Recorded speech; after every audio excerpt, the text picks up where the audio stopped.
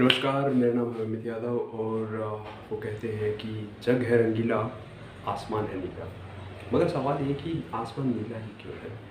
आज हम इसी मुद्दे के ऊपर बात करने वाले हैं कि आसमान आखिर में नीला ही क्यों होता है, वो किसी और रंग का क्यों नहीं होता।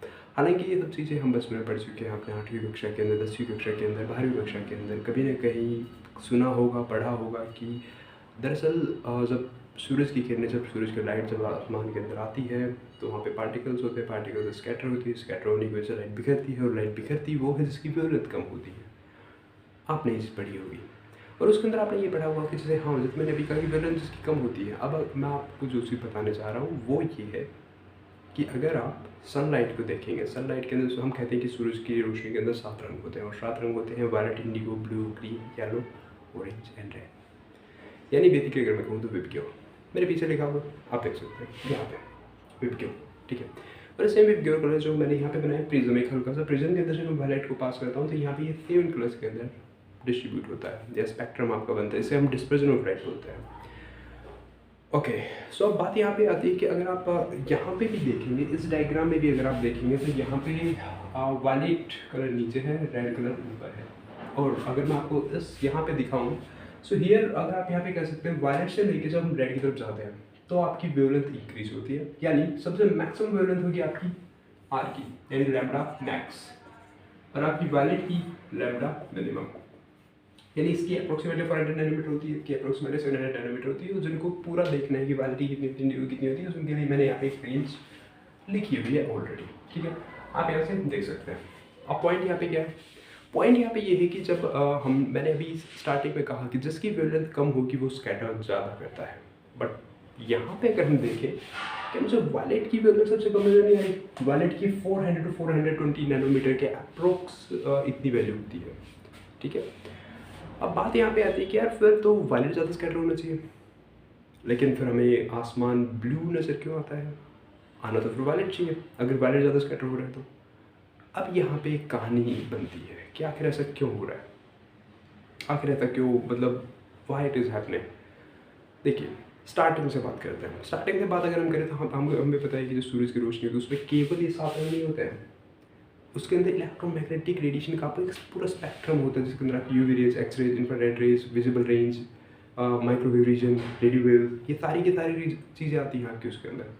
बट पॉइंट इज, हमारी जो आँखें हैं वो कुछ स्पेसिफिक रेंज की लाइट को ही सेंस कर पाती हैं, और वो आपकी स्पेसिफिक रेंज है 400 नैनोमीटर, ऑलमोस्ट 400 नैनोमीटर से लेके 700 नैनोमीटर्स तक। और इसी विजिबल रेंज की इसी के अंदर आपके 7 रंग आते हैं, violet, indigo, blue, green, yellow, orange, red, ठीक है। अब होता क्या है कि जब आसमान, जब सन से वो सारी रोशनी निकली उसके अंदर सारे वो स्पेक्ट्रम पूरा है, पूरा ऑलरेडी पूरा है, लेकिन जब वो अर्थ के एटमोसफेयर के अंदर एंटर करता है सो आपकी maximum light, maximum electromagnetic waves आपकी बाहर रह जाती है। ओजोन लेयर जो आपकी है, जो हमारी प्रोटेक्टिव लेयर भी जिसे हम कहते हैं, सो आपकी नॉर्मली विजिबल रेंज वाली जो लाइट रे है वो आपकी एंटर करेगी, और आपकी कुछ आपकी हल्की फुल्की यूवी रेडिएशन और अल्ट्रावायलेट और एक्सरे भी हल्की फुल्की मात्रा के अंदर एंटर करती है। बट मेजरली आपके पास विजिबल रेंज के अंदर जो लाइट है वो एंटर करती है। अब क्या होता है यहाँ पे, अब कहानी यहाँ पे हल्की सी चेंज होती है। अब क्या होगा यहाँ पे कि लाइट रे 15 करोड़ किलोमीटर दूर से बिना किसी डिस्ट्रप्शन के आ रही थी, आ रही थी, आ रही थी, आ रही थी, आ रही थी, आ रही थी।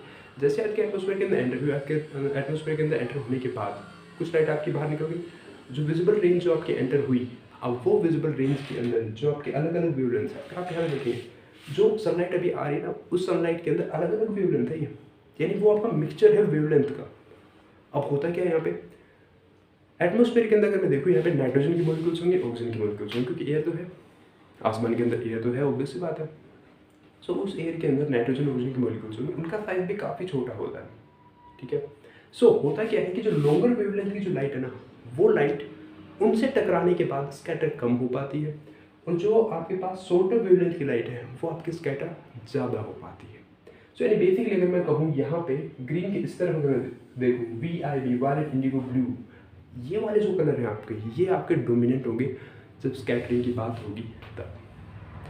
जब स्कैटरिंग की बात हम करते हैं तो यहाँ पे एक साइंटिस्ट थे, उन्होंने एक टर्म दी थी, रेडार स्कैटरिंग के नाम से हम जानते हैं। इनका एक फॉर्मूला था I डायरेक्टली प्रोपोर्शनल टू 1/λ⁴, यानी आपकी लैम्डा वेवलेंथ आपकी जितनी कम होगी, इंटेंसिटी आपकी उतनी ही ज़्यादा होगी। मैंने यहाँ पे आपके लिए एक रफ सा डायग्राम भी बनाया है। एक रफ सा डायग्राम कि आपके पास यहाँ पे एक ग्राफ बनाया मैंने। ग्राफ के अंदर हमने यहाँ पे क्या प्लॉट किया, हमने यहाँ पे प्लॉट किया percentage of scattered component of light, कि कितना स्कैटरिंग होगी और वेवलेंथ। बट अगर आप यहाँ पे भी ध्यान से देखेंगे तो मैंने यहाँ पे क्या कर रखा है, वायलेट का जो आपका प्रोपोर्शन स्कैटरिंग का वो आपका हाइयर है as compared to blue, but still हमें ब्लू कलर नज़र आता है। अगर हम इस फॉर्मूले के अकॉर्डिंग भी देखें तो यहाँ पे आपकी जो वेवलेंथ है, आपकी वेवलेंथ ज़्यादा है, वेवलेंथ यहाँ पे इंक्रीजिंग ऑर्डर के अंदर, ये आपका परसेंटेज स्कैटर्ड कंपोनेंट का परसेंटेज है आपका यहाँ पे। सो वेवलेंथ आपकी यहाँ पे इंक्रीज हो रही है, लेकिन वेवलेंथ जैसे यहाँ पे बड़ी होगी, इंटेंसिटी क्या कम होगी। जैसे जैसे हम इस तरफ आएंगे इंटेंसिटी आपकी क्या होती जाएगी, इंक्रीज होती जाएगी। बट जैसे जैसे हम ब्लू से के आगे क्रॉस करते हैं, ये फॉर्मूला कहीं ना कहीं अपने वैलिडिटी को लूज करता चला जाता है। ओके, अब यहाँ पे एक पॉइंट आता है, वो पॉइंट ये है कि जो इंटेंसिटी है ब्लू कलर की इन कंपैरिजन टू वायलेट, वो आपकी ज़्यादा होती है। यानी जो कलर आपका स्कैटर होगा, स्कैटरिंग ऑब्वियसली वायलेट की ज़्यादा होगी, ऑब्वियसली, बट इंटेंसिटी जो होती है आपकी वो ब्लू की ज़्यादा होती है। सो इंटेंसिटी की डिस्ट्रीब्यूशन के अकॉर्डिंग अगर आप देखेंगे तो ब्लू कलर आपका ज़्यादा डोमिनेंट आपका नज़र आएगा आपको, इसलिए हमें ब्लू कलर नज़र आता है। लेकिन केवल एक ये रीज़न नहीं है, इंटेंसिटी का रीज़न नहीं है ब्लू कलर को देखने के लिए कि हमें स्काई ब्लू नज़र आता है, उसके एक रीज़न और है, and that reason is our eyes. हमारी आई किस तरीके से फंक्शन करती है। आपको पता है कि जब लाइट रे हमारी आंखों के अंदर एंटर करेंगे तभी हम किसी को देख पाते हैं। तो जब ये लाइट रे स्कैटरिंग होने के बाद, जब आसमान की रोशनी जब हमारे अंदर एंटर करेगी, only then we are able to perceive that colour. और हमारे अंदर बेसिकली रेटिना के ऊपर कोन्स एंड रोड्स नाम की सेल्स होती है, और कोन्स आपकी बेसिकली होती है जो हमें कलर को आइडेंटिफाई करने के अंदर हेल्प करती हैं। And you will always to know कि कोन सेल्स के अंदर आपके पास रेड कोन सेल्स होती हैं, ब्लू कोन सेल्स होती हैं, ग्रीन कोन सेल्स होती हैं। और यहाँ पे ब्लू कोन सेल्स जो मैंने टर्म दिया, यानी वो ब्लू कलर को ज़्यादा सेंसिटिव, ब्लू कलर के लिए ज़्यादा सेंसिटिव होंगी। तो जब आसमान के अंदर जब ब्लू कलर, अब एक बात और है, देखो मैंने यहाँ पे आपके पास कहा कि स्कैटरिंग जो होगी आपकी ब्लू कलर की ज़्यादा होगी, सॉरी वायलेट कलर की ज़्यादा होगी, ठीक है, ब्लू कलर की भी हो रही है, वो वायलेट के कंपेरिजन में ज़्यादा डिफरेंस होगा। हाँ, वायलेट ज़्यादा होगा, ब्लू हल्का सा कम होगा, रेड उससे भी ज़्यादा कम होगा। रेड की कंपेरिजन अगर हम बात करें, इस सब स्कैटरिंग आपकी कम होती चली जाएगी, लेकिन स्कैटर आपके सारे कलर होते हैं, स्कैटर आपके ऑलमोस्ट सारे कलर होते हैं, लेकिन आपके परसेंटेज के मामले के अंदर वायलेट और ब्लू ज़्यादा है। सो जब वो स्कैटरिंग वाली लाइट आपकी आंखों के अंदर एंटर करेगी, सो हमारी कौन सी कोन सेल्स ज़्यादा एक्टिव होंगी, ऑब्वियसली ब्लू कोन सेल्स, और इसी वजह से हमें ब्लू कलर नज़र आता है आसमान का। ओके, आई थिंक ये हल्का सा डाउट आपको क्लियर हो गया कि यहाँ पे बेसिकली दो रीजन है आपके। पहला रीज़न है आपका कि इंटेंसिटी का जो डिस्ट्रीब्यूशन है आपका कलर्स का स्कैटरिंग के दौरान, इंटेंसिटी की डिस्ट्रीब्यूशन ब्लू का ज़्यादा है, ब्लू की इंटेंसिटी हाइयर है as compared to other colours. और अगर हम बात करें यहाँ पे कि हमारे आइज़ की फंक्शनिंग के अंदर अगर हम बात करें तो हमारी आंखों के अंदर भी RGB red cone cells, blue cone cells, green cone cells होती है। तो ब्लू जो कोन सेल्स है वो ज़्यादा सेंस करेंगे किसको, ज़्यादा सेंसिटिव होंगी किस कलर के लिए, ब्लू कलर के लिए। ओके, सो ये मेजर आपके कारण है जिनकी वजह से हमें आसमान जो है ब्लू नज़र आता है, इवन कि आपके पास वायलेट कलर आपका ज़्यादा बेटर तरीके से स्कैटर होता है। ओके, आई होप कि आपको बातें क्लियर हो गई होंगी, ठीक है। सो आज के डिस्कशन के अंदर यही इतना ही था। इसके अंदर अगर आपको डाउट रहे तो पूछना, लेकिन इससे जाने से पहले एक छोटा सा सवाल मेरा है यहाँ पे, एक छोटा सा बिल्कुल नन्ना सा सवाल है, नन्ना सा सवाल है। एक नन्ना सा सवाल क्या है मेरे यहाँ पे, हाँ मेरा नन्ना सा सवाल ये है कि हम बचपन से पढ़ते आ रहे हैं कि सनलाइट जो है, सनलाइट के अंदर इतने कलर होते हैं, 7 रंग होते हैं।